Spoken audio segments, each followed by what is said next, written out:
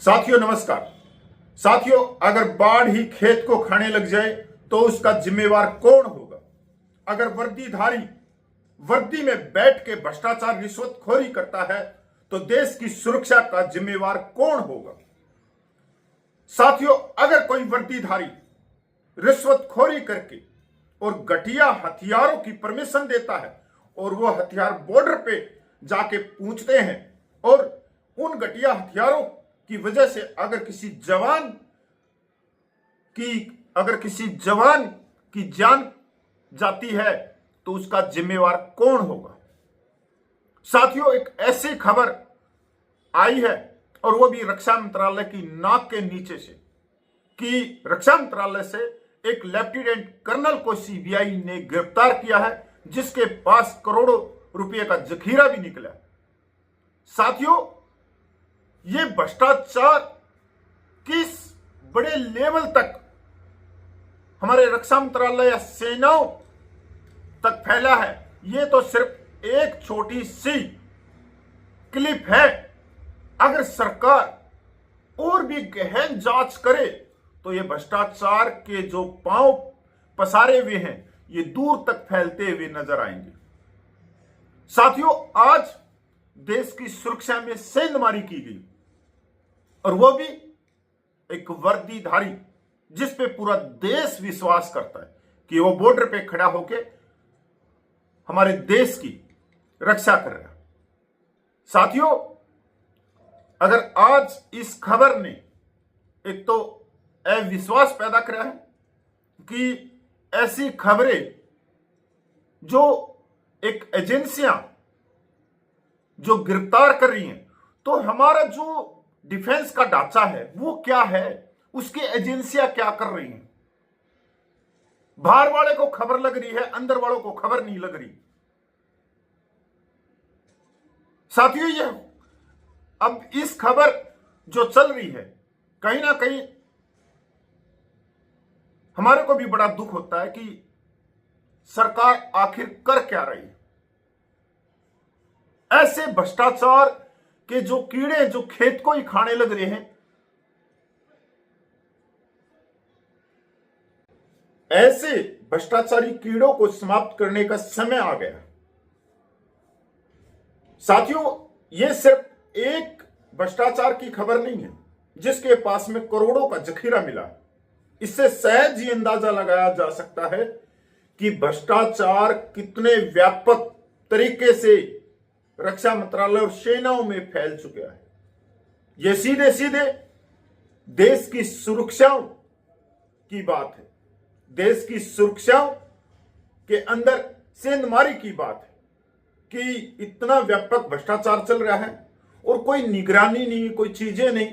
तो अगर एक तरह से जिस तरह से आईपीएस आईएएस यहां तक हमारे न्यायपालिका के जजों को भी अपनी संपत्ति का ब्यौरा देना पड़ता है हर साल, अगर उसी तरह से अधिकारियों का रक्षा मंत्रालय में जो बैठे हैं उनकी संपत्तियों को चेक किया जाए तो ये भ्रष्टाचार बहुत ही व्यापक इसके परिणाम सामने आएंगे और पूरा देश के सामने एक तस्वीर आएगी कि किस तरह से इन भ्रष्टाचारी डिमकों ने देश की सुरक्षा में सेंधमारी करी है। साथियों, ये कोई, मैं फिर कहूंगा कि ये कोई भ्रष्टाचार नहीं है, ये सीधे सीधे जवानों की हत्या में साझेदारी है। अगर उनको अच्छे हथियार नहीं मिले, उनकी क्वालिटी घटिया हुई, तो उसका जोखिम कौन भरेगा? जवान ही भरेंगे, क्योंकि जवान ही फर्स्ट लाइन में रहते हैं। सीबीआई ने रक्षा मंत्रालय के डिफेंस प्रोडक्शन विभाग में तैनात लेफ्टिनेंट कर्नल को दुबई की डिफेंस कंपनी से रिश्वत लेने के आरोप में गिरफ्तार किया है। घर से करोड़ों केस बरामद हुआ है।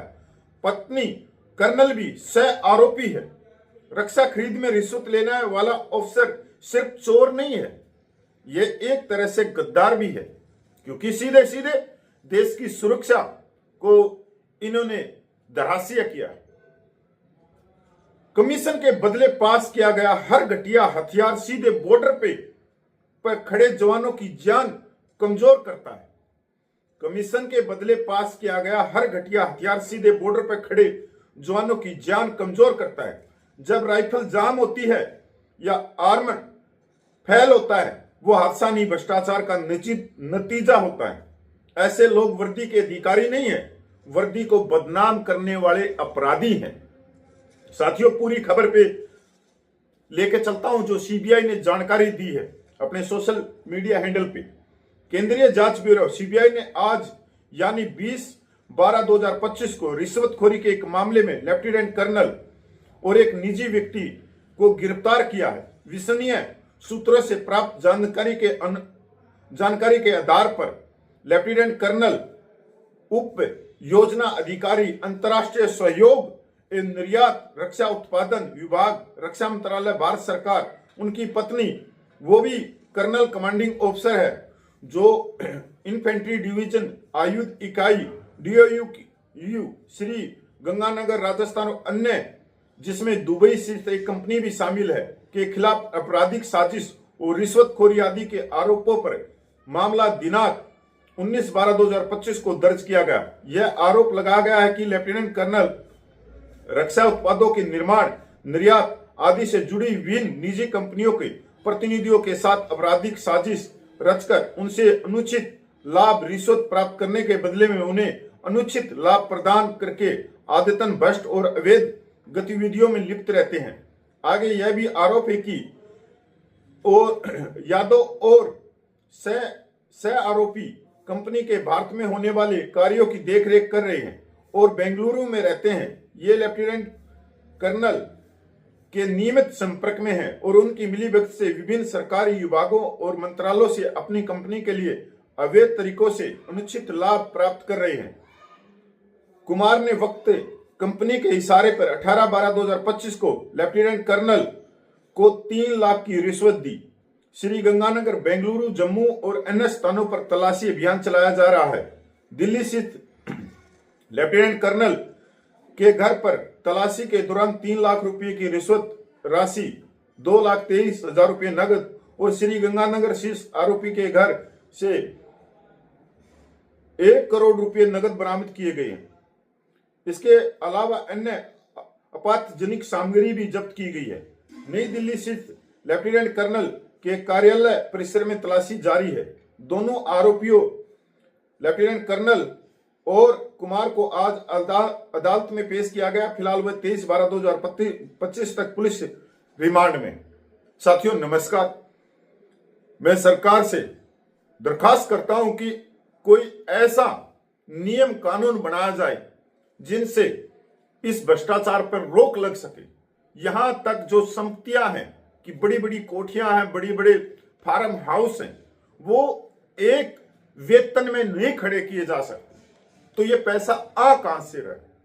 साथियों, ये सीधे बात में राष्ट्र के हित में है। अगर सेनाओं से भ्रष्टाचार खत्म नहीं हुआ तो इसकी चोट कहीं ना कहीं राष्ट्रीय सुरक्षा पे भी लग रही है। तो इस भ्रष्टाचार को उखाड़ने के लिए सरकार को सख्त से सख्त फैसले लेके नियम कानून और हर एक व्यक्ति की संपत्ति चेक करनी चाहिए। साथियों नमस्कार।